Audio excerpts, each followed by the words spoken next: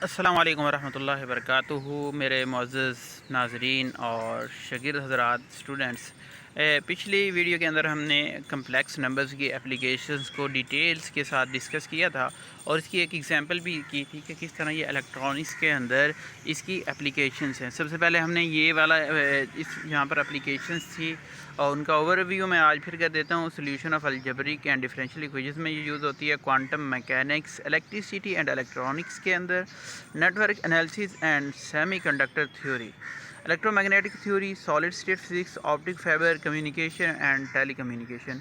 तो यहाँ पर इन फील्ड्स में कम्प्लेक्स नंबर्स की जो है वो एप्लीकेशंस है। ये तो एक सिंपल सी लिस्ट है, अगर हम इस लिस्ट को बढ़ाएं तो ये और भी बढ़ सकती है। उसके बाद हमने इलेक्ट्रॉनिक्स के अंदर RLC सर्किट को डिस्कस किया था। तो ये जो है RLC सर्किट है और इसके अंदर हमने रेजिस्टेंस, इंडक्टर और कैपेसिटर के बारे में पढ़ा था।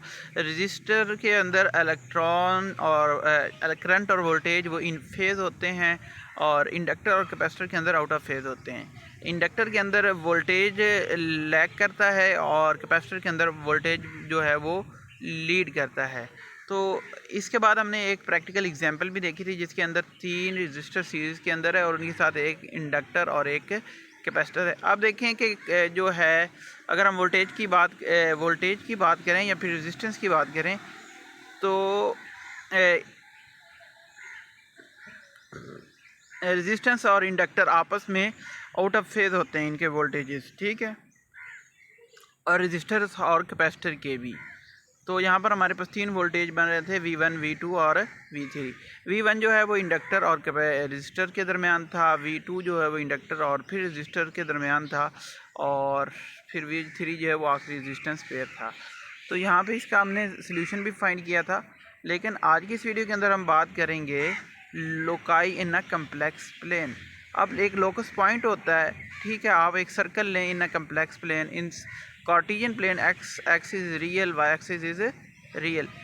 जो हमारा कार्टिजियन कोऑर्डिनेट सिस्टम होता है उसके अंदर कार्टिजियन जो प्लेन होता है वो एक्स एक्सिस रियल होता है और वाई एक्सिस भी रियल होता है। लेकिन जब हम कम्प्लेक्स प्लेन की बात करते हैं तो यहाँ पर हमारे पास जो एक्स एक्सिस है वो तो रियल होता है, लेकिन जो वाई एक्सिस है वो हमारे पास जो है कम्प्लेक्स होता है, ठीक है। हमारे पास जो कम्प्लेक्स नंबर्स होता है या जो कम्प्लेक्स पार्ट होता है, एक इमेजिनरी पार्ट होता है, उसको हम वाई एक्सिस पर लेते हैं और जो रियल पार्ट होता है उसको हम एक्स एक्सिस पर लेते हैं। The distance between 2 points Z and A is denoted by Z minus A. It represents a circle C of radius rho which with center at a point A. The circle can be represented as Z minus A is equal to rho. तो यहाँ पे देखिए Y axis पर हमने imaginary number लिए हुए हैं और एक्स एक्सिस पर हमने रियल नंबर्स लिए हुए हैं और यहाँ पर हम एक सर्कल भी बना सकते हैं। और ये सर्कल ए जो है वो हमारे पास सेंटर होगा, जी हमारे पास जो है वो पॉइंट्स होंगे सर्कल के, और जो रो है वो हमारे पास सर्कल का रेडियस होगा। तो इस तरह हम एक सर्कल भी ड्रा कर सकते हैं इमेजिनरी के अंदर। ओपन सर्कुलर डिस्क यहाँ पे ले सकते हैं आप। Let us consider the inequality. तो यहाँ पे जो Z माइनस ए है, जो रेडियस जो Z और A सेंटर से किसी भी पॉइंट का फासला अगर रेडियस से कम होगा तो हमारे पास ओपन सर्कुलर डिस्क बनाएगा, ठीक है। This inequality represent the interior of the circle. This inequality holds for any point Z inside C. This represents the interior of C excluding the boundary of circle. Such as region is called a circular disk or an open circular disk. यहाँ पे close circular disc भी हो सकती है। इसके लिए एक सिर्फ सादा सी कंडीशन है, वो ये कि जब Z माइनस ए या तो लेस देन जो है वो रेडियस हो, यानी सेंटर और सर्कल के किसी भी पॉइंट का जो फासला है वो या तो रेडियस से कम हो या फिर रेडियस के बराबर हो, तो हमारे पास क्लोज्ड सर्कुलर डिस्क बनती है। और एक्सटीरियर ऑफ अ सर्कल की अगर बात करें तो हमारे पास अगर Z माइनस ए किसी भी पॉइंट का अगर सेंटर से फासला जो है वो डिस्टेंस मेजर करें और वो हमारे पास रेडियस से ज़्यादा आ जाए, Z माइनस ए ग्रेटर देन रो, तो वो एक्सटीरियर ऑफ द सर्कल को शो करती हैं। अगर हम ये चीज़ें पढ़ने के बाद ओपन सर्कुलर रिंग और या ओपन एनुलस की बात करें तो हमारे पास दो सर्कल होते हैं, एक आउटर में होता है और एक इनर में होता है। अगर आउटर का जो रेडियस है वो इनर के रेडियस से हमेशा ही बड़ा होता है तो इसको हम बोलते हैं ओपन सर्कुलर रिंग।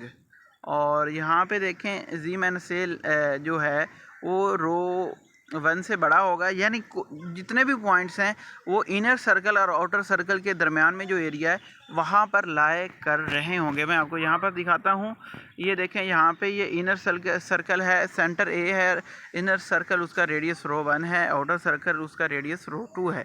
तो इनके रो 1 और रो 2 के दरमियान जितने भी पॉइंट्स हैं उनको हम बोलेंगे ओपन सर्कुलर रिंग।